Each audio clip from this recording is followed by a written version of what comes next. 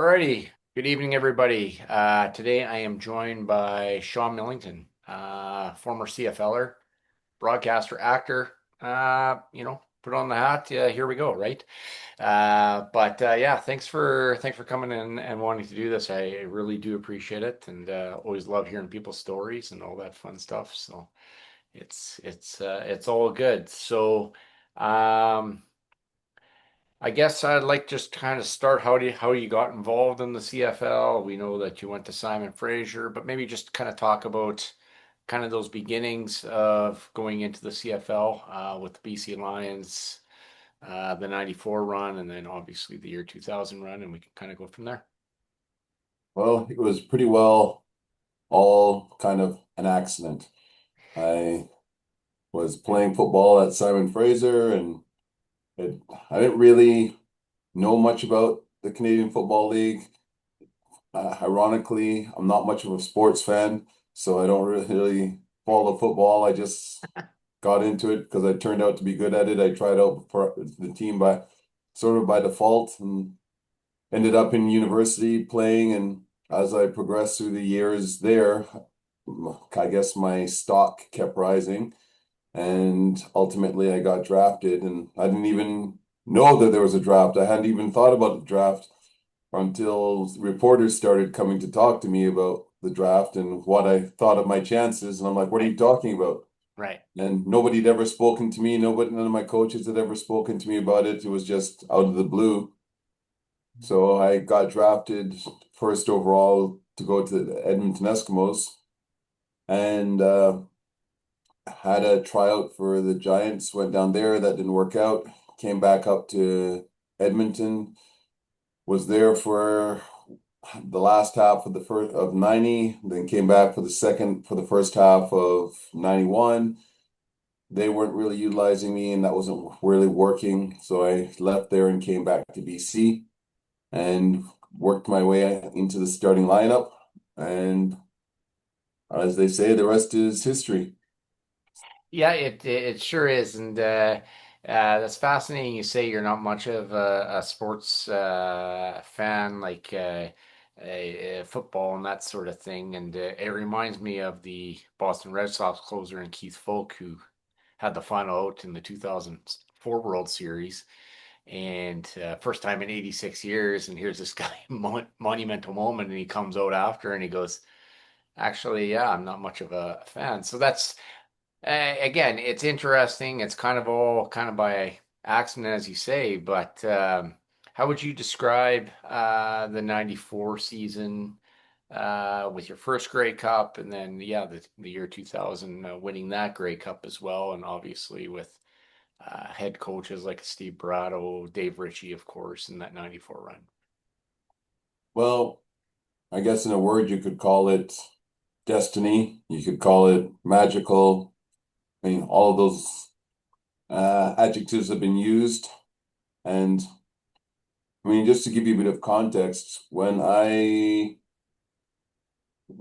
part of that team in 94, when I joined the BC Lions in 90, so that's 5 years, or 91, I guess, technically. But if I go back to 90, it's including the Eskimos, I had never played for a team that had beaten the Calgary Stampeders. So for 5 years of futility in preseason, regular season, and postseason, every year the Lions lost to the Calgary Stampeders. Mhm. So in 1994, when we managed to squeak by Edmonton by, I think, a point, or it might have been 2 points, but I think it was 1 point. And then we get to the Western Final and finally get the monkey off our backs to beat Calgary. That was almost bigger than the Grey Cup itself, just for the backdrop of the history. And then going to play against Baltimore at home against an All-American team, which nobody thought we would be able to beat, which, had that whole US versus Canada, that dynamic that we're seeing right now with everything going on south of the border that was being played out in the sports world at that time. So to finally beat Calgary, beat the Baltimore Stallions to keep the cup at home for another year was pretty big, pretty fun, pretty life-changing. And to boot, I owned a nightclub in the city at the time. So, you can imagine you go out, you're an instrumental part of a successful championship run. All your boys come back to your place because that's what you do. And then you party till you can't party anymore. So it was a pretty good night, pretty good day, pretty good week that week. And then, you ask the question, fast forward to 2000, and not necessarily the same kind of gravitas, but ironically, it's against the Montreal Alouettes 6 years later, who are now the transplanted Baltimore Stallions. So it's like all these synchronicities that kind of lined up. There was controversy in the 94 game. There was controversy in the 2000 game about, calls and people freaking out and all that. And I just remember in the 2000 game looking up in the sky, and it was a cloudy day, but like not super cloudy, just kind of overcast. And one of the clouds, to my eye, looked like it was the shape of a Grey Cup. And to me, I took that as destiny, that God meant for us to win that game, so we were going to win that game. And I was never worried at any real point throughout the game that we were going to lose. And it was fun. That one I actually had fun. The first one I was too stressed because it was just like the whole time it was back and forth, and we were kind of on the back foot the whole game. Yeah. Whereas in the 2000 game, we we had it in the driver's seat a lot of the game. Yeah, they battled hard, but I just felt a sense of this is going to happen, and ultimately it did. Yeah, and you guys were 8-10 that year, but you kind of rode that momentum, right? And towards that Grey Cup. And I remember in '94, just I remember watching that. Yeah, like there was all this pressure and for you guys to keep the cup here. And I still remember Don Whitman's voice with Wasega putting it through the uprights and just that call. And again, the week prior, I got to ask you, what were your sidelines for when you saw the McManus to Flutie play? Well, it's pretty amazing because you're in a position where you have to make something happen. Like there's no your backs are up against the wall, but at the same time, something's going to happen. You don't know what's going to happen. You just know somebody's going to make a play. And in this case, it was Darren. The great run, great cash. Everybody knows that the ball is probably going there because that's Danny's favorite target. Hmm. But it's one thing to know that this is happening. It's another thing to stop it. And fortunately for us, they weren't able to do so. Yeah, yeah, absolutely. Um, some of your favorite, some of the relationships that you kind of developed through your CFL career, players, coaches, mentors, role models, etc. Um, Dave Ritchie was always a favorite coach of mine. He really had a kind of family first approach to the game and coaching, and he treated his players like family. Many dinners over at his place, him and Sharon hosting, a bunch of guys to come over and just relax and, team build basically. And he's also one of the first coach to really give me a chance, like to say, okay, you know, this guy's on our team, let's see what he can do. Right. And, the year he came in, that training camp, he'd have said to our position coach, unbeknownst to myself, that, well, we need to see something from Sean, or he's gonna be one of the guys on the chopping block, basically. And so, Vic Rapp was my coach at the time, and he really leaned into me and pushed and probably got the best out of me. And in my opinion, gave me the chances to show my potential. And I just was able to build on that. Dave gave me the chance to stay on the field. Jeff Reinbold finally put me in the game on special teams, and it all just kind of compounded from there. I see. Do you want to kind of? I was reading something with your relationship with the big tuna, Bill Parcells, and I just have a bit of a note there, but and I'm sure there was more when I read it, but what was kind of his influence in your life there? You said you went down to the Giants, and that was roughly right after Super Bowl 25, correct? Would have been 1990. Yeah, right. So Bill was kind of instrumental in the sense that when I got released, after 3 weeks in training camp, which I'd really hoped not to get released. I certainly didn't want to go in the first wave of cuts, but sometimes obviously these decisions are outside of your control.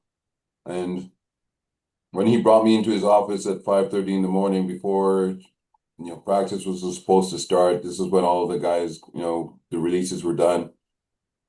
Sean, bring your playbook. He sat me down and basically said to me that I was a diamond in the rough and that he believed in me. He thought I had ability. I just needed more practice. I just needed more polishing, and that I should go back up to Canada, work on my skills, and that when I was ready, I could give it another shot. Right. And maybe he said that to everybody. Maybe he just said that to me, but I took it as words for me, and it helped me soften the blow of failure, at least as I perceived it, Right. and gave me the drive to keep going and keep pushing because if somebody of his stature is telling you that there's something there, then who are you to believe that there isn't anything there? And you just have to figure out a way to leverage it. Yeah, and I think there is something to there because I mean, he was in Dallas with the transition from Bledsoe to Romo. Romo was undrafted. Um, believe in these guys, right? So believe in your abilities, what you can do for teams, and success overall. I would think. Exactly. Yeah. How was your time at Simon Fraser? Huh. Well, I would say I had a good time at Sam Fraser, but that would have been in spite of the institution because for me, I didn't feel that I was given at the time the respect that somebody in my position should have been due. Mm-hmm. I maybe it's a coincidence, but it seemed that all of my lighter skinned teammates from back east all had scholarships and all had their school paid for. Mm, And I, as a local kid, had to basically go cap in hand to get a tuition scholarship. Certainly didn't have my books paid for. I had to work 3 jobs my first semester and 2 jobs for the remainder of my time at Simon Fraser to be able to afford to pay for school, which I did, but it was a lot harder than it needed to be. And as I've already said, I didn't really feel supported there. I mean, how is it that you have a number one draft pick on your team and nobody's talked to that person about what their future might look like, what they could do to improve their chances? I mean, okay, I went number one, but we didn't know that going in. right. Maybe I was gonna, maybe I'm ranked number three, maybe I'm ranked number five. Maybe I can move up in the rankings. Why isn't coaching talking to players of that caliber to help them improve and be better? So I look at, my Simon Fraser experience as being me succeeding in spite of the organization. And now is that to say that every single person there was terrible? No, that there were, guys who I respected, right? Coach Bailey, he was fair with me and a few of the other guys were decent. But when it came to the overall leadership of how the franchise was run, I can't say I was a fan. And for years afterwards, refused to have anything to do with it. because I couldn't bring myself to Mm, support an organization that, in my opinion, was biased. yeah. And that's just the way I saw it. Now, whether I'm right or wrong is irrelevant. It's just my opinion, but that's how I felt at the time. Yeah, that's fair enough. I mean, and now they don't even have a football program. Exactly, which I think is a travesty, ironically, because, you know, things changed a lot with that program and they finally were getting some traction. They were finally moving in the right direction. They'd done enough to win me back and to make me think, okay, these guys are worth investing my time into. And these young men who are looking for opportunities like I had, if I can help contribute to them being successful, sure, I'm willing to do that. And then to have all of that yanked out from underneath them by an administration who is money hungry from my perspective, because these things always boil down to money, no matter what anybody says about whatever other rationale. Underneath it all is dollars and cents. Anybody with a brain knows that. So we could have figured that out had they not had their prejudices, and I'm sure it's not a coincidence that it's the football program that gets axed. If you have other programs that you could have taken out, football in a administrative or in a academic institution is not what they consider to be a priority.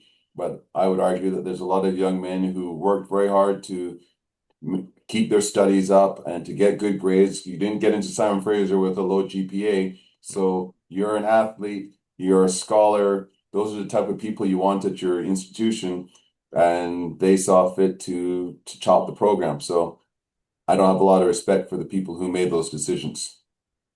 Yep, that's I think that's very very well said. I mean, I know correct me if I'm wrong, I think the BC Lions coach has kind of offered some of his resources to kind of get that started again, but you just kind of think like, you know what, in today's day and age and you know, promote Canadian sports CIS, I think they need to relook at that absolutely.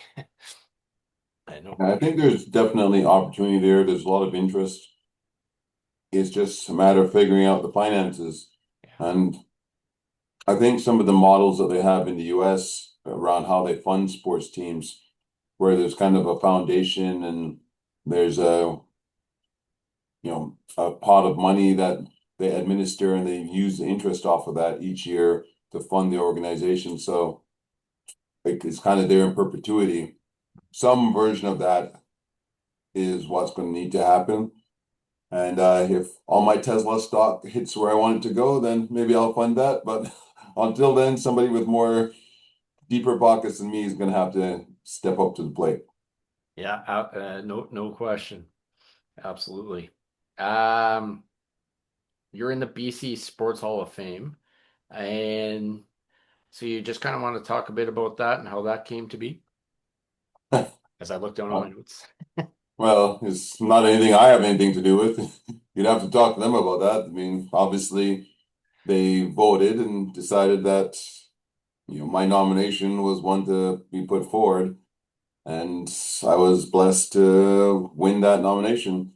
And not only win it once, but twice, which makes me the only, as far as I know, the only member of the hall to have been inducted twice in the same year. So, um, and as far as I know, I'm going in again this year. So that will make me a three-time BC Hall of Fame inductee, which I also think is unique. I'm not sure that, I mean, I could be wrong. Somebody out there will probably correct me if I am. Right. But as far as I know, I'm the only three-time member of the hall, and I'm the only one that's been in twice in the same year.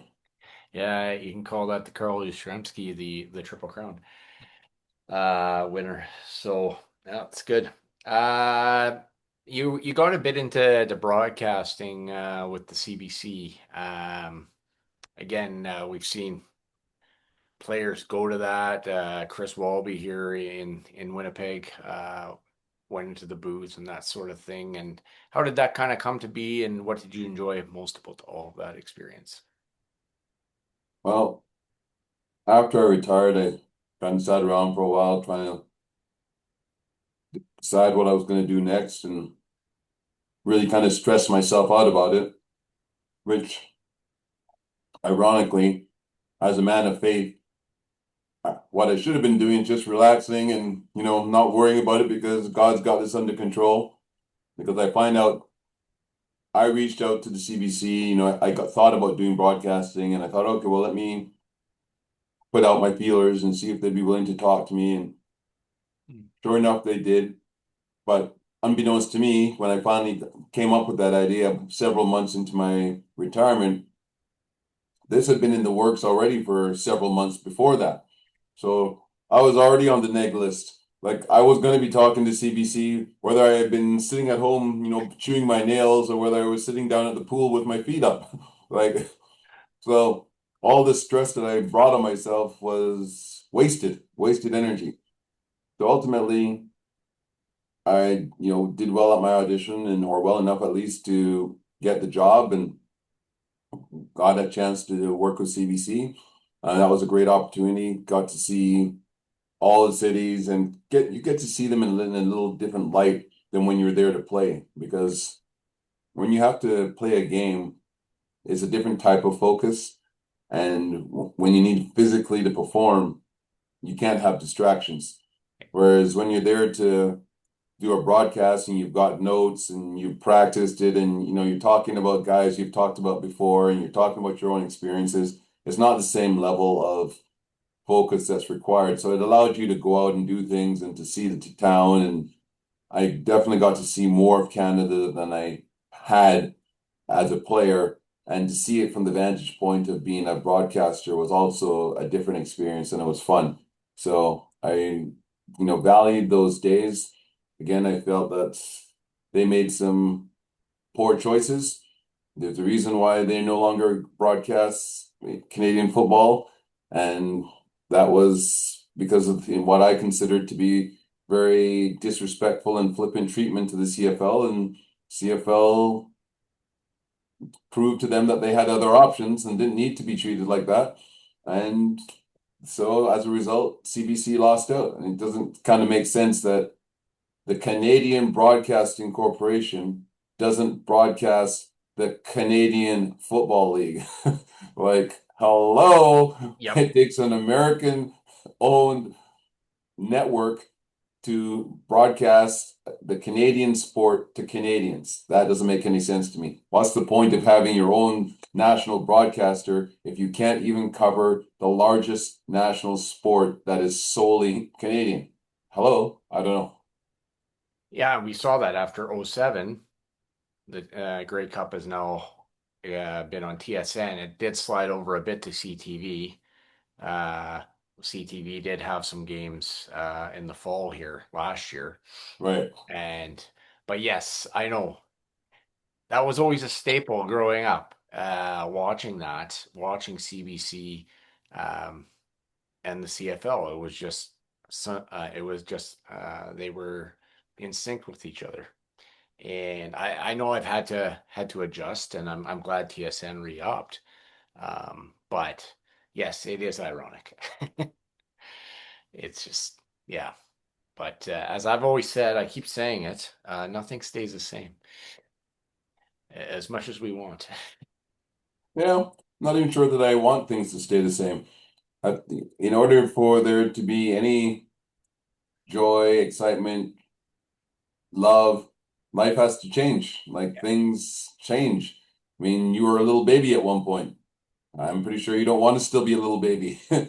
So there's different challenges with every stage of life, and the challenges that come are there to help us progress to the next stage of life, whatever that may happen to be, in my opinion. Hmm. So I these days try to be a bit more philosophical and think, well, when life's changing or doing things or throwing me curveballs that I A wasn't ready for or B didn't want, well, it's okay. Well, what do I do with it? How do I make lemonade out of these lemons? And Right. how do I grow as a human being? How do I learn my Mhm. lessons? Some lessons are painful, some lessons less so, but you either succeed or you learn. That's the way I'm choosing to look at it these days. Yeah. So what kind of keeps you busy now, Sean? Well, I work as a personal trainer. Hmm. So I decided that after all my time doing different things, I got into finance for a bunch of years, and like you mentioned already, the broadcasting, and I was kind of sitting there really soul searching, what do I really want to do, and what am I good at? And I came to the realization that, well, I've spent all my life, for all intents and purposes, all my adult life in sport, and fitness is like obviously a key aspect of that. And I've seen lots of benefits for myself, and people always ask me, so why don't I go into this line of work? Why don't I do things where I can give back all the information that I've been given, the things that I've done to keep myself in the type of shape that I am in at this point at this point in my life. I'm 57, and I was just at the track yesterday, actually. Funny that we were talking about this. And, I had my shirt off, and a group of kids, young boys, probably 12, 13, 14, I'm guessing, came up to me and they're like, "Hey, man, you got a good body." And I was like, "Cool. Hey, thanks." That's respect when you got young kids, giving you props. It's like something I'm doing is working. And that's why I do what I do, because I know that what I'm showing people, the skills that I am imparting from what I've been shown, I know that this stuff works. So I've used it for myself. I've seen it with other guys. And therefore, I feel it's kind of my duty to do my best to give back. Yeah, I mean, I think that's very well said. I mean, I saw a picture you posted. This is 57, and it was a picture of, and I mean, that's there's something to be said about that. And again, in today's day and age of kids activity, physical activity is something that has been lost. It's easy to turn on the YouTube, or I get guilty now of when the Jays are 20 games over and 4 games up. I mean, yeah, I'm sitting down for maybe more than I should, right? And then you got to get out and throw the football around with the kid, and with the son and or daughter, and do that, right? So those things are all encompassing, right? So um, what was kind of looking back on your CFL career? What was kind of the main thing that stood out to you overall, just from the larger perspective? Well, I guess it depends on what kind of lens you want to look through. But one of the things that always stuck with me is that I probably played in the worst 10 years of the CFL from a financial point of view and stability point of view ever.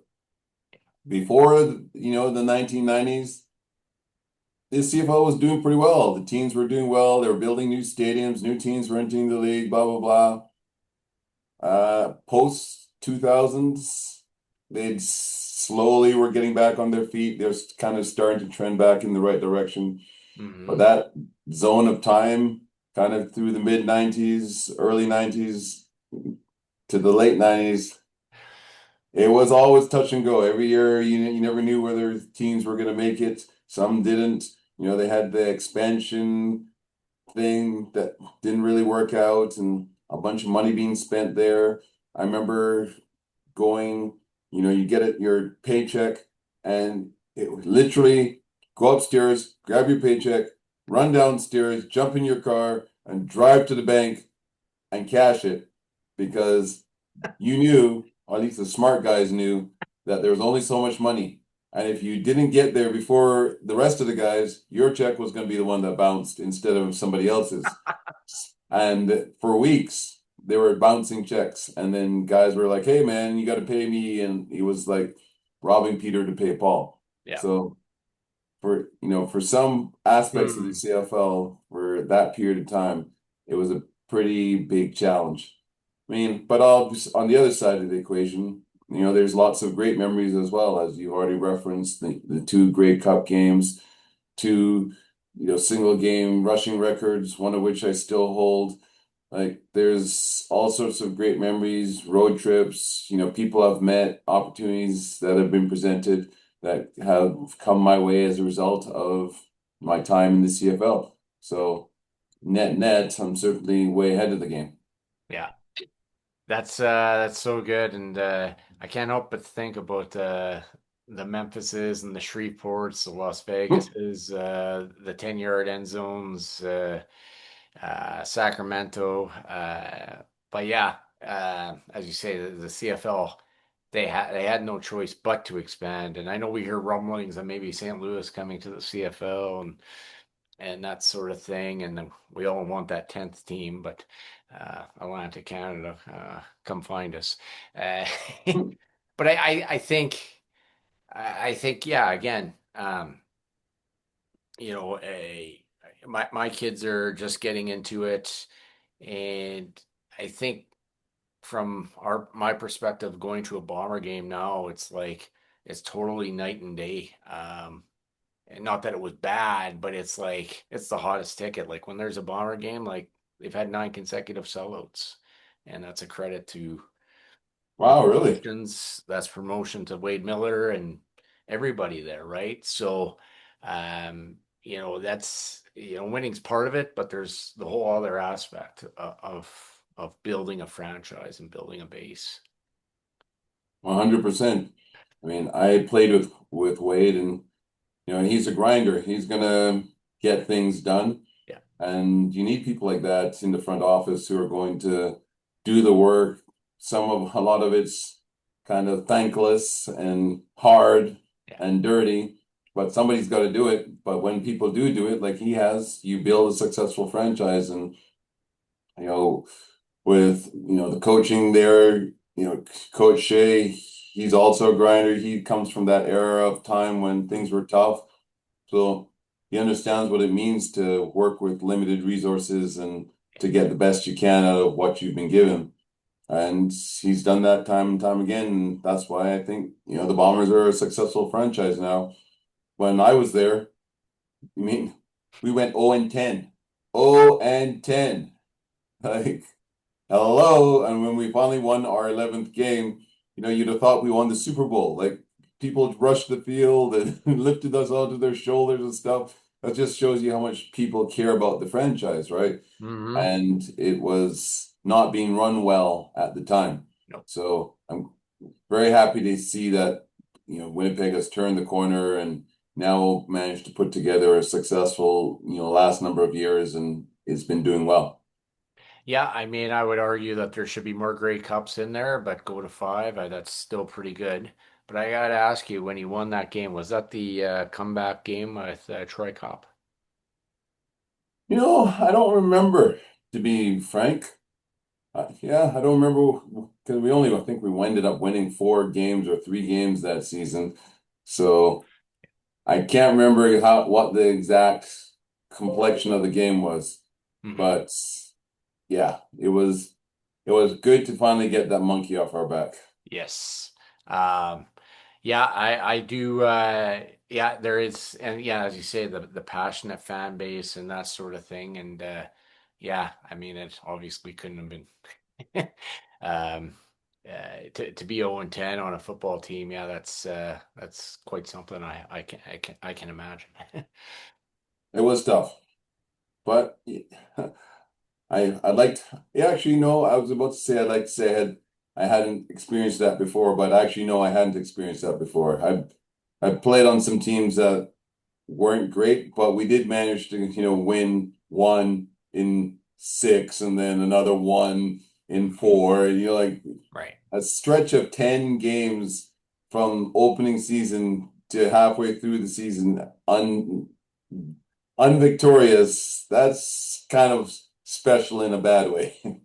Right. I mean, hey, you were 2 years removed from the 1 in 5 New York Jets or 1 in 15 Jets, so there We were didn't, other teams in there. true enough, we did not hit that level of ignominy, so I'm Right. happy about that. Yeah. And then 3 years later, they were in the Grey Cup. So Go figure, yeah, right? go figure. That's right. Good, good. Was there anything else you'd like to cover here, Sean? This has been good, and you told me how much time you had, but if there's anything else you'd want me to cover, we can dive into that. But Well, I think you've kind of hit all the highlights. That was kind of why I kind of a lot of the time because when I've kind of, done this a couple of times now and I've figured out, okay, we basically talked about most of the major things that have gone down in my career. And yeah, I would say that you've done a great job, Steve. Thank you for your hospitality and for thinking of me to come on. And it's fun to meet you and just Yeah. have this chance to have a little bit of a chat. Yeah, it's always good. I appreciate you coming on, as I said at the beginning, and share everybody's journeys, right? And I've always said everybody's story is important. Everybody's story needs to be told, and it's I mean, I think that's a big thing. So it's good. Well, thanks, brother. I Yeah. appreciate you and appreciate what you do, and all the best. Same to you, and I'll put this on my page shortly, and then I'll put this on YouTube as well. We'll All go right, brother. from there, Thank and you. yeah, no worries. Take care. All right, you bet. Yeah.